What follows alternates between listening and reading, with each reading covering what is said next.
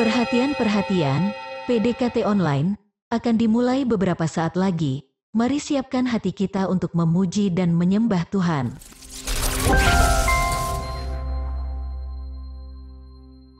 Shalom, Sobat DC Ministry yang dikasihi Tuhan Yesus. Puji syukur kepada Tuhan karena hari ini kita bisa kembali berjumpa dalam PDKT Online dengan kondisi yang baik, tanpa kekurangan sesuatu apapun. Beberapa hari terakhir, saya merasa Tuhan sedang mengajak kita semua untuk lebih peka dan lebih kuat dalam menghadapi hari-hari yang tidak mudah ini. Rasanya ada kerinduan daripada Tuhan supaya kita tidak cuma bertahan, tapi benar-benar bertumbuh meskipun hidup terasa penuh dengan tekanan. Karena di akhir zaman ini, dunia memang semakin tidak menentu. Tekanan hidup datang dari segala arah. Masalah bisa muncul dari luar, tapi juga seringkali muncul dari dalam. Dari dalam hati kita sendiri yang sedang lemah. Dan di saat seperti inilah manusia roh kita itu sangat menentukan arah hidup kita. Kalau roh kita lemah, kita mudah goyah dan juga menyerah. Bahkan tidak jarang menyalahkan setan atau lebih parahnya lagi, menyalahkan Tuhan. Padahal bukan Tuhan yang mencobai kita. Itulah sebabnya hari ini kita akan sama-sama belajar bagaimana bertahan saat pencobaan datang. Bukan dengan kekuatan sendiri, tapi dengan membangun manusia roh yang kuat, yang tahan uji dan berakar di dalam firman. Dan seperti biasanya, sebelum kita melanjutkan sharing pada hari ini, mari kita terlebih dahulu bersatu di dalam doa. Bapa yang kami sembah dalam nama Tuhan Yesus Kristus, kembali kami datang kepadamu mengucap syukur buat kasih dan anugerah-Mu yang selalu baru bagi kami. Sebentar kami akan kembali mendengarkan sharing firman yang dibawakan oleh hamba-Mu. Berbicaralah kepada setiap hati kami, dalam firman yang disampaikan pada hari ini, setiap pergumulan mendapat jawaban, setiap hati kami yang lelah kembali dikuatkan. Sembunyikan hamba di balik salib-Mu, di dalam nama Tuhan Yesus, mari kita yang percaya dan berdoa bersama kita katakan, Amin. Shalom, menyapa kembali Bapak Ibu, Saudara-saudariku, Sobat DC Ministry dimanapun berada. Sharing pada hari ini saya beri judul, Bagaimana Bertahan di Saat Pencobaan Datang. Mari langsung kita buka bersama firman Tuhan yang diambil dari kitab Yakobus, pasal yang pertama, ayat yang ke-12 sampai ke-18, dengan judul perikop yang ada di Alkitab kita, Pengujian dan Pencobaan. Mari saya ajak kita baca sama-sama terlebih dahulu keseluruhan semua ayatnya, baru nanti kemudian kita akan membahasnya satu persatu. Dimulai dari ayatnya yang ke-12, demikian firman Tuhan. Berbahagialah orang yang bertahan dalam pencobaan, sebab apabila ia sudah tahan uji, ia akan menerima mahkota kehidupan yang dijanjikan Allah kepada barang siapa yang mengasihi Dia. Apabila seorang dicobai, janganlah ia berkata, pencobaan ini datang dari Allah. Sebab Allah tidak dapat dicobai oleh yang jahat dan ia sendiri tidak mencobai siapapun. Tetapi tiap-tiap orang dicobai oleh keinginannya sendiri karena ia diseret dan dipikat olehnya. Dan apabila keinginan itu telah dibuahi, ia melahirkan dosa, dan apabila dosa itu sudah matang, ia melahirkan maut. Saudara-saudara yang kukasihi, di ayat 16 dikatakan, janganlah sesat. Setiap pemberian yang baik dan setiap anugerah yang sempurna datangnya dari atas, diturunkan dari Bapa segala terang, padanya tidak ada perubahan atau bayangan karena pertukaran. Ayat 18, atas kehendaknya sendiri, Ia telah menjadikan kita oleh firman kebenaran, supaya kita pada tingkat yang tertentu menjadi anak sulung di antara semua ciptaannya. Langsung kita kembali bahas ayat yang ke-12 yang kita baca tadi. Yakobus berkata demikian, berbahagialah orang yang bertahan dalam pencobaan. Ada kata berbahagia yang dimaksud di dalam ayat ini bukan sekedar soal rasa senang ataupun happy saja, tapi bicara soal berkat yang Tuhan sediakan bagi orang yang tahan uji dan teguh berdiri walaupun sedang mengalami goncangan. Memang yang namanya hubungan dengan Tuhan itu bukan transaksional, atau hubungan yang kalau misalkan aku berbuat begini untuk Tuhan, lalu aku berhak dapat apa? Bukan. Tetapi firman juga dengan jelas menunjukkan bahwa akan nyata perbedaan antara orang fasik dan orang-orang benar. Akan ada penyertaan Allah, bahkan juga pembelaan bagi orang-orang yang tulus menaati perintah Allah. Itulah yang dimaksud dengan kata berbahagia di dalam ayat ini. Ketika misalkan ada seseorang yang selama ini begitu sulit untuk mengampuni dan selalu saja terjebak di dalam kepahitan, di suatu titik nanti ketika orang tersebut pada akhirnya mau memilih untuk taat dan melepaskan pengampunan, maka hidup orang tersebut pasti akan berubah. Dia akan mulai merasakan sesuatu yang berbeda, di mana hadirat Allah akan terasa semakin nyata di dalam hidupnya. Itulah yang dimaksud dengan berkat bagi orang-orang yang bertahan di dalam pencobaan. Nah, untuk kita bisa bertahan, diperlukan sebuah tekad yang bulat untuk taat. Soal nanti bagaimana hasil akhirnya, biarlah itu urusan nanti. Yang paling penting adalah ketika hati kita sudah mantap untuk taat, meskipun suatu saat nanti kita sempat jatuh, maka kita tidak akan sampai tergeletak. Karena Tuhan akan menopang tangan kita. Seperti firman yang tertulis dalam Mazmur 37 ayat yang ke-24, apabila ia jatuh, tidaklah sampai tergeletak, sebab Tuhan menopang tangannya. Ada amin, saudaraku? Kita tidak akan bisa bertahan dalam pencobaan jika sedari awal kita belum memutuskan siapa yang mau kita layani. Untuk itulah kita harus menetapkan hati kita sedari awal dengan berkata, aku mau mengikut Yesus. Di tengah perjalanan mungkin kita bisa saja terjatuh ataupun tersandung tanpa sengaja. Tapi Tuhan tahu hati yang bersungguh-sungguh. Dan orang yang bersungguh hati kepadanya pasti akan dimampukan untuk bangkit kembali.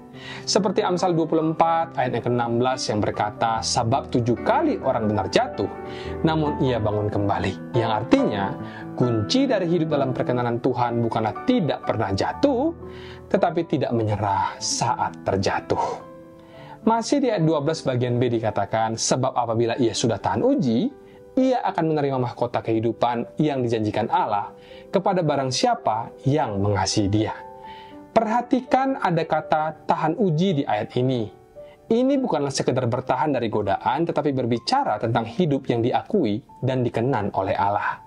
Salah satu motivasi terbesar kita untuk menang atas pencobaan adalah karena kita ingin hidup kita menyenangkan hati Tuhan. Dan ketika hidup kita dikenannya, maka apapun yang kita lakukan di depan nanti, Tuhan pasti turut campur dan membela kita. Dikatakan selanjutnya, ia akan menerima mahkota kehidupan yang dijanjikan Allah kepada barang siapa yang mengasihi dia.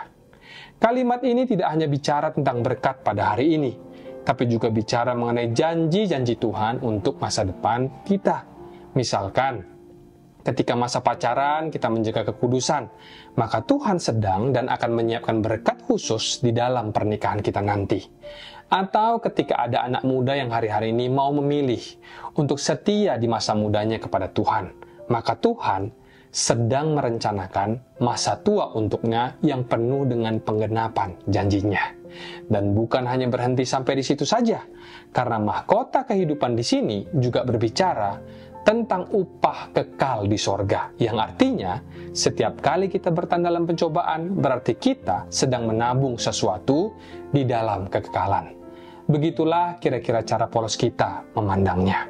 Setiap ketaatan hari ini itu adalah investasi kekal untuk hari esok dan selamanya.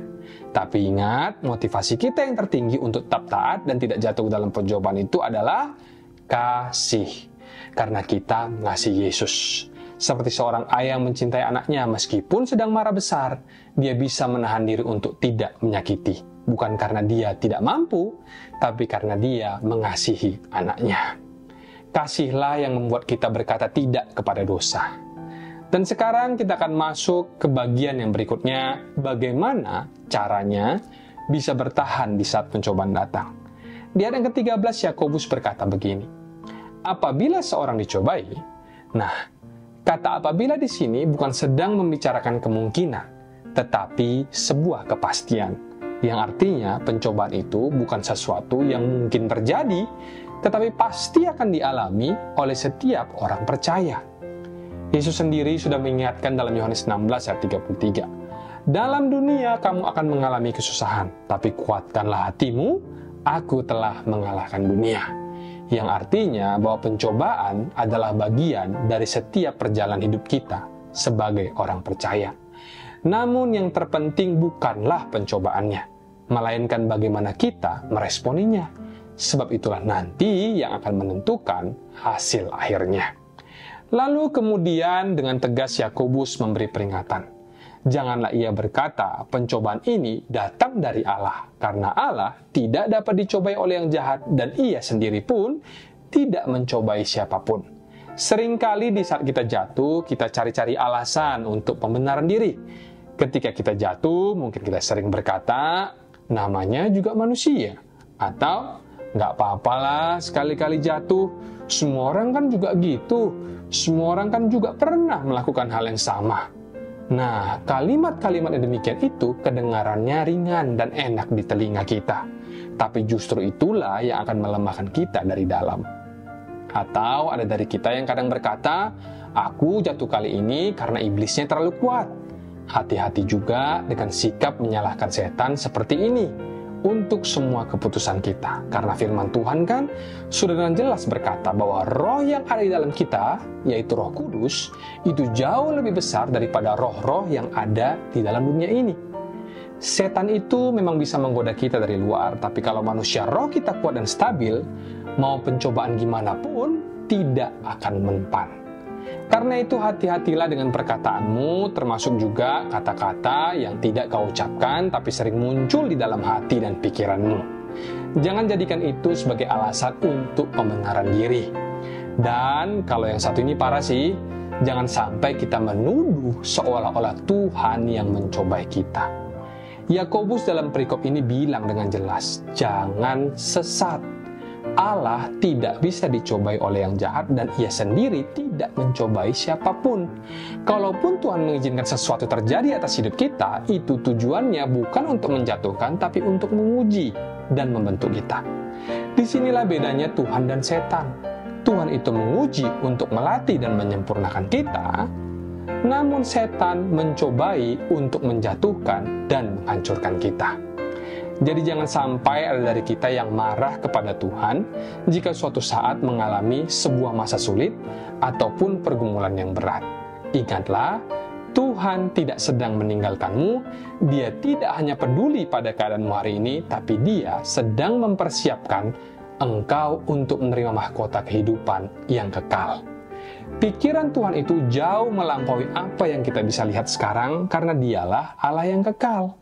Tuhan tidak ingin menjatuhkanmu, tapi Dia sedang membentukmu untuk menjadi pribadi-pribadi yang tahan uji dan berkenan di hadapannya. Lalu kemudian di ayat yang ke-14 Yakobus lanjut berkata, tetapi tiap-tiap orang dicobai oleh keinginannya sendiri karena ia diseret dan dipikat olehnya. Jadi memang benar bahwa setan bisa menggoda, tapi yang namanya akar pencobaan itu seringkali justru datang dari keinginan diri kita sendiri, yaitu dari keinginan yang belum diserahkan sepenuhnya kepada Tuhan. Kalau kita tidak punya keinginan yang mengarah kepada dosa, maka godaan setan mau sebesar apapun juga pasti tidak akan mempan. Karena itu penting sekali untuk kita itu terus untuk tetap menjaga manusia roh kita agar tetap kuat dan stabil.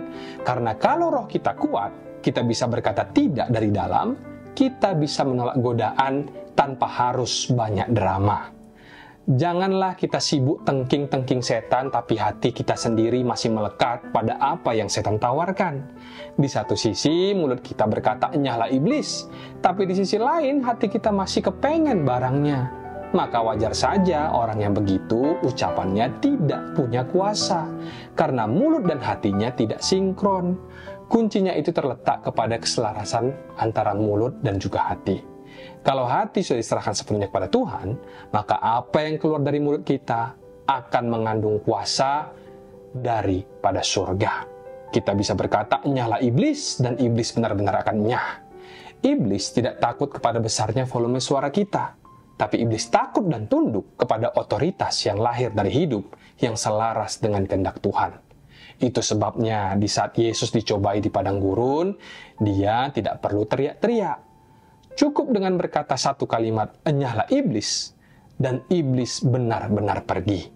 Karena apa yang keluar dari mulut Yesus sepenuhnya selaras dengan isi hatinya. Tidak ada kompromi, tidak ada ruang bagi dosa. Dan apabila keinginan itu telah dibuahi, di ayat 15 selanjutnya dikatakan, ia melahirkan dosa, dan apabila dosa itu sudah matang, ia melahirkan maut. Semua dosa selalu berawal dari satu titik, yaitu keinginan. Dan sebenarnya keinginan itu tidak salah selama masih dalam kendali dan diselaraskan dengan firman Tuhan. Tetapi ketika keinginan itu mulai dibuahi, dibiarkan tanpa batas dan disimpan terlalu lama dalam hati, maka cepat lambat ia akan menyeret kita kepada dosa. Dan dosa yang terus-menerus dipelihara, cepat atau lambat, akan membawa kita menjauh daripada Tuhan, bahkan membawa kita kepada maut. Disinilah kita perlu belajar untuk bertanggung jawab atas setiap keputusan-keputusan kita sendiri. Jangan buru-buru menyalahkan setan atau orang lain, dan jangan juga kita sampai menuduh Tuhan, karena Tuhan tidak pernah mencobai kita. Kalau setan menggoda itu betul, tapi keputusan akhirnya itu tetap ada di tangan kita. Kita yang memilih, kita yang menentukan. Sebagai contohnya adalah Hawa. Yang menggoda Hawa memang ular. Tapi yang memutuskan untuk makan buah itu tetaplah Hawa. Dia yang memilih untuk menuruti keinginannya sendiri. Godaan bisa datang dari luar.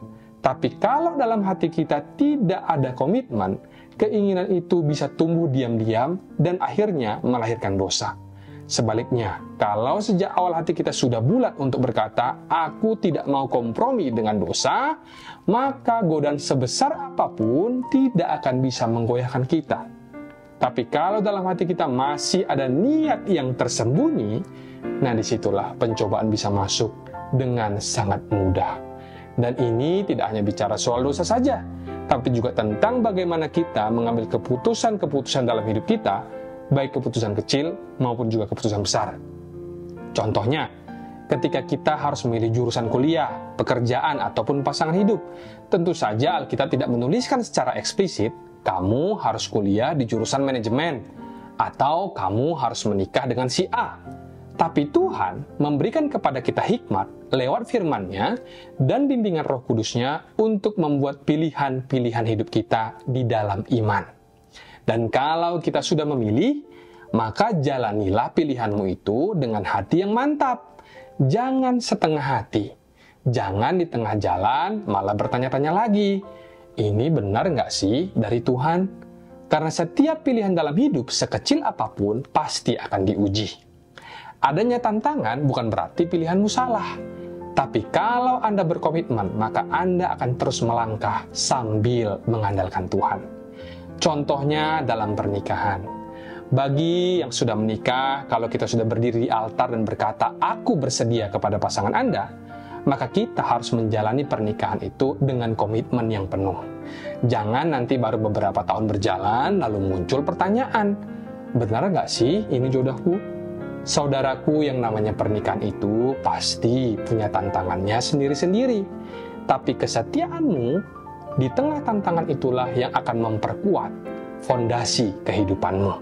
Sama juga halnya dalam keputusan-keputusan yang lain. Kalau hatimu sudah yakin dan tidak melanggar firman, ambil langkah dengan iman. Jalani, selesaikan, dan jangan goyah. Karena kalau kita nanti terus maju tetapi dalam hati masih ragu, maka siap-siaplah kita akan masuk ke dalam pencobaan akibat daripada keinginan kita sendiri yang tidak jelas, yang ujung-ujungnya kita sendiri yang bingung, bahkan orang-orang di sekitar kita pun juga akan bingung melihat arah daripada hidup kita. Kalau keinginanmu itu sudah jelas salah, maka buanglah jauh-jauh dalam nama Tuhan Yesus. Tapi kalau keinginanmu itu masih netral dan butuh keputusan, maka putuskanlah dengan iman. Jangan terus pelin-pelan, karena hidup yang bimbang hanya akan membuat langkah kita itu kabur, dan orang lain pun juga sulit untuk berjalan bersama dengan kita.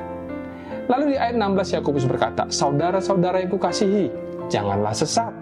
Yang artinya, jangan sampai kita tertipu atau terseret oleh pemikiran yang keliru, baik karena pembenaran diri, kompromi dengan dosa, ataupun karena ikut-ikutan cara pandang dunia. Setiap pemberian yang baik dan setiap anugerah yang sempurna datangnya dari atas, diturunkan dari Bapa segala terang, padanya tidak ada perubahan atau bayangan karena pertukaran. Di ayat 17 ini dijelaskan bahwa semua yang benar-benar baik, semua yang murni, dan yang sempurna, sumbernya hanya satu, dari Bapa kita di sorga. Dia disebut sebagai Bapa segala terang, karena darinya lah semua terang itu berasal. Dan karena Allah kita adalah terang, maka sebagai anak-anaknya kita pun dipanggil untuk hidup dalam terang. Itu artinya, kita perlu meninggalkan semua bentuk kegelapan, baik yang jelas-jelas gelap maupun yang masih abu-abu. Termasuk juga kebiasaan lama yang menjerat, lingkungan yang tidak sehat, dan pergaulan yang melemahkan iman kita. Kita semua punya area rawan masing-masing, sebab itu hati-hati dengan titik rawanmu. Kalau kita sudah tahu di mana kelemahan kita, maka janganlah kita kompromi atau main-main dekat-dekat dengan batasnya. Misalnya, kalau kamu tahu kelemahanmu adalah amarah, maka jangan stay terus-menerus di dalam suasana ataupun komunitas yang bakal memicu amarahmu. Atau kalau kelemahanmu itu adalah soal visual atau godaan duniawi, maka janganlah main-main dengan konten, tempat, ataupun hubungan yang rawan untuk membuatmu jatuh. Karena bayangan yang kecil, kalau terus-menerus didekati, bisa berubah menjadi kegelapan yang besar. Dan Bapa segala terang tidak tinggal di dalam tempat yang remang-remang. Dia rindu kita hidup di dalam terang yang penuh, karena dia ingin mempercayakan berkat-berkatnya yang terbaik kepada kita. Bukan hanya untuk mencukupi kebutuhan kita pribadi, tapi supaya hidup kita berdampak dan dipakai luar biasa olehnya. Tapi kalau hati kita itu masih in dan out, hari ini semangat ikut Tuhan, besok balik lagi ikut dunia, maka berkat itu tidak akan pernah benar-benar turun. Bukan karena Tuhan pelit, tapi karena hati kita yang belum siap untuk menerima dan menjaganya. Itulah sebabnya saya mau ajak kita semua untuk memulai bangun gaya hidup di dalam terang. Jangan merasa nyaman di area abu-abu. Belajarlah untuk alergi terhadap kompromi, dan mulailah untuk membiasakan hidup di dalam keterbukaan, kejujuran, dan juga kekudusan. Ada dua hal praktis yang akan menjaga kita agar tak berjalan di dalam terang. Yang pertama adalah dengan berdoa di dalam roh dan membaca firman setiap hari. Kedua hal ini jangan ditawar. Mau itu lagi sedang liburan, lagi sibuk, atau bahkan lagi lelah sekalipun, usahakan untuk tetap setia menjaga komitmen ini. Karena doalah yang menjaga roh kita tetap peka, dan firmanlah yang menerangi jalan hidup kita. Dan kalau kedua hal ini sudah menjadi bagian dari gaya hidup kita, maka kita akan hidup di dalam terang, dan kita akan bisa melihat mana yang benar dan punya kekuatan untuk berkata tidak kepada yang salah. Di ayat terakhir ayat 18, Yakobus berkata, atas kehendaknya sendiri, Ia telah menjadikan kita. Artinya, kita ada bukan karena kebetulan. Tuhan yang mau kita lahir. Tuhan juga yang rindu kita hidup. Bahkan lebih daripada itu, Tuhan menjadikan kita lewat firman kebenarannya. Bukan karena kekuatan kita, tetapi karena anugerahnya. Lalu dikatakan supaya kita menjadi semacam anak sulung di antara semua ciptaannya. Di dalam budaya Yahudi, anak sulung sangat dihormati. Anak sulung ialah anak pertama yang punya tanggung jawab yang besar, tapi juga punya hak waris yang paling istimewa. Dan ayat ini menunjukkan bahwa Tuhan mau agar kita hidup sebagai pribadi-pribadi yang dikhususkan. Tuhan seakan berkata, aku memilihmu untuk menjadi umatku, dan aku mau agar hidupmu berbeda. Jadi di saat kita bertahan dalam pencobaan kita, bukan cuma hanya berjuang supaya tidak jatuh saja, tapi kita juga sedang menghidupi identitas ilahi yang Tuhan tetapkan bagi kita sebagai anak-anaknya, sebagai perwakilannya, dan sebagai terang di tengah dunia yang gelap. Karena itulah kita tidak bisa hidup sembarangan. Kalau Tuhan sudah angkat kita sebagai anak sulung, maka janganlah hidup seolah-olah kita ini adalah anak yang terlupakan. Nggak bisa kita itu terus-menerus berkata, aku lemah, atau aku nggak mampu. Karena Tuhan sendirilah yang membentuk dan menyempurnakan kita lewat firman-Nya. Dia yang menciptakan kita. Dia juga yang akan menopang kita. Dan Dia pula yang akan melengkapi kita untuk bertahan dan juga menang. Dari firman hari ini saya rangkum menjadi 3 langkah praktis untuk bertahan saat pencobaan datang. Yang pertama, dimulai dengan berhenti mencari alasan, akuilah dengan rendah hati. Pencobaan itu bukan soal siapa yang salah, tapi bagaimana hati kita meresponnya. Langkah pertama untuk bertahan adalah berhenti mencari alasan. Akuilah dengan rendah hati, Tuhan, aku jatuh, tapi aku datang kembali. Sebab Tuhan lebih tertarik kepada pertobatan yang jujur daripada pembelaan yang panjang. 2. Bulatkan hatimu sejak awal siapa yang mau kau ikuti, keinginan daging atau kehendak Tuhan. Sebab keputusan yang belum bulat di awal akan menjadi celah bagi keraguan di tengah jalan. Tapi orang yang hatinya mantap sejak awal, mereka akan berdiri lebih kuat ketika badai itu datang. Karena kita hanya bisa bertahan di atas sesuatu yang sungguh-sungguh kita pegang. Langkah praktis ketiga, hiduplah di dalam terang, bukan bayang-bayang. Kalau kita terus hidup di zona abu-abu, jangan heran kalau pencobaan mudah menjerat. Bangunlah gaya hidup yang jelas berpihak kepada terang. Jauhi tempat, kebiasaan, dan kompromi yang memberi ruang bagi dosa. Karena Tuhan tidak hanya memanggil kita untuk percaya, tapi untuk hidup sebagai anak-anak terang, yang langkahnya jelas dan hatinya juga bersih. Hari ini kita sudah belajar dari firman Tuhan bahwa pencobaan itu pasti datang. Tapi yang membedakan adalah bagaimana kita meresponnya.